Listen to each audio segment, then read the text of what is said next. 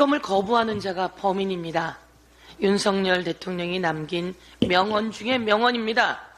그 발언은 부메랑이 되어서 윤석열 정권을 무너뜨리는 그 부메랑이 될 것입니다. 용산 대통령실의 수사 외압 관련한 입법청문회가 법사위에서 있었습니다. 이제 아주 많은 것이 드러났습니다. 법사위원장을 더불어민주당이 가져오길 참 잘했습니다. 그렇지 않았으면 이 엄청난 범죄가 모두 다 묻힐 뻔했습니다. 법사위에서 입법청문회를 했고 대한민국의 모든 국민이 그 입법청문회를 보았고 그 과정에서 누가 거짓말을 하는지, 누가 거부하는지, 그리고 진실이 무엇인지 드러나게 되었습니다. 이종석 국방부 장관, 그리고 신범철 국방부 차관, 그리고 임성근 사단장 모두 선서를 거부했습니다. 선서를 거부한 그 자들이 범인입니다. 그런데 그 자들 위에 또 더 큰 범인이 있음을 오늘 여러분께 다시 한번 말씀드립니다. 박정훈 대령, 그 거대한 권력의 외압에, 압력에 저항하고 싸우고 있습니다. 그런데 얼마나 힘들겠습니까? 얼마나 힘들겠습니까? 혹시나 위험한 생각을 하지는 않을까 걱정이 태산 같습니다. 그러나 그날 입법청문회에 나와서 많은 분들의 격려가 있었고 진실이 조금이라도 밝혀지는 과정이 있었기에 박정훈 대령과 이용민 대대장은 힘을 얻게 될 것입니다. 우리가 그 사람들을 구해야 합니다. 오늘 이 피켓을 한 번 더 들어보겠습니다. 사단장은 수중 수색하고 있는 것을 그날 연결식에서 처음 알았다. 장례식에서 처음 알았다. 그렇게 이야기했습니다. 이것은 다 거짓말이었습니다. 카톡에 밑에서 언론 보고가 있었고 이렇게 사진이 나옵니다.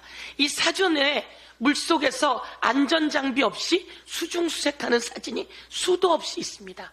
이 사진 바로 다음에 공보활동이 참 잘 이루어지고 있구나 라고 임성근 사단장이 댓글을 답니다. 이렇게 댓글을 달고 2시간 후에 우리 최혜병이 순직을 하게 됩니다.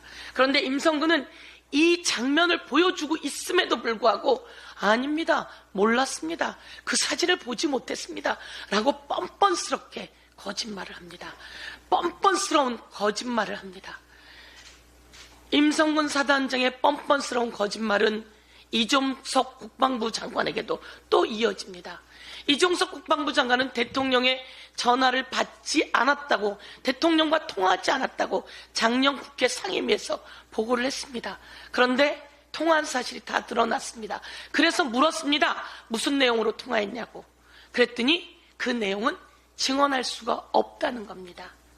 그 내용을 증언할 수 없다고 하니 그 내용은 대통령의 수사 외압임에 틀림없다고 온 국민이 알게 되었습니다.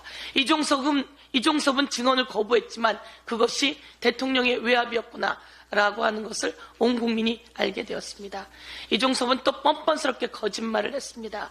제가 그 사건 이첩 보류를 지시했습니다. 그것은 합법적입니다 라고 했는데 그것은 모두 다 불법입니다. 그리고 그 지시를 하면서 혐의 내용과 혐의자를 빼라 라고 이야기를 합니다. 혐의 내용과 혐의자를 빼라고 했는데요, 혐의자 중엔 임성근 사단장이 들어가 있습니다. 혐의자에. 그런데 혐의자를 빼라고 했지 임성근을 빼라고 한 적이 없습니다 라고 대놓고 거짓말을 해대고 있습니다. 이런 사람이 대한민국의 국방부 장관이었으니 대한민국 안보가 정말 위태로운 상황이다 말씀드리겠습니다. 마지막 가장 중요한 일이 있습니다. 국방부 장관은 자신이 했다고 이야기를 하지만 대한민국 국민이 자신이 한 게 아니라는 걸 다 알고 있습니다. 대통령이 시켰고 대통령이 시키는 걸 대항한 게 이종섭 국방부 장관이라고 하는 걸 알고 있습니다. 오늘 다 나온 이야기지만 한 번 더 강조하고 가겠습니다. 국방부와 관계가 없는 사람이 있습니다. 바로 대통령실에 관계된 사람입니다.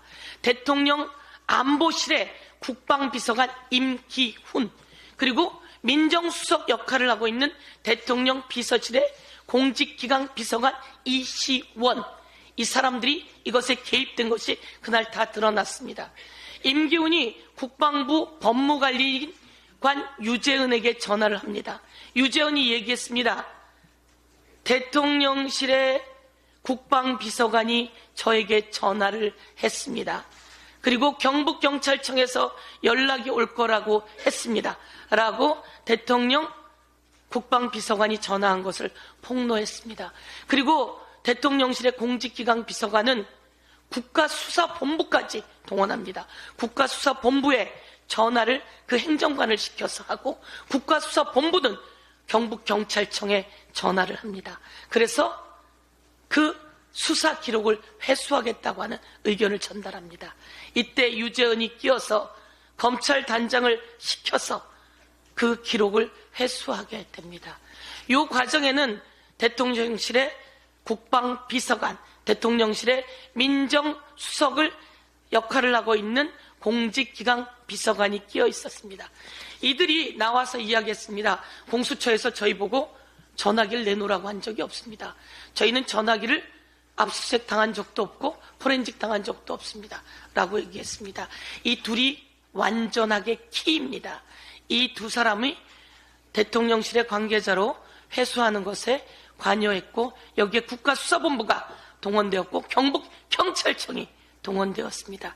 이 엄청난 국정농단, 국기문란, 안보농단을 국민 여러분께 단단히 확실하게 고발하면서 이에 대한 조사, 공수처가 확실하게 대통령 핸드폰부터 압수수색하고 포렌식 하십시오. 그리고 대통령실 관계자들 핸드폰 압수수색하고 포렌식 하십시오. 그래서 이 내용을 특검으로 낱낱이 밝혀내 정의를 바로 세우겠습니다. 이상입니다.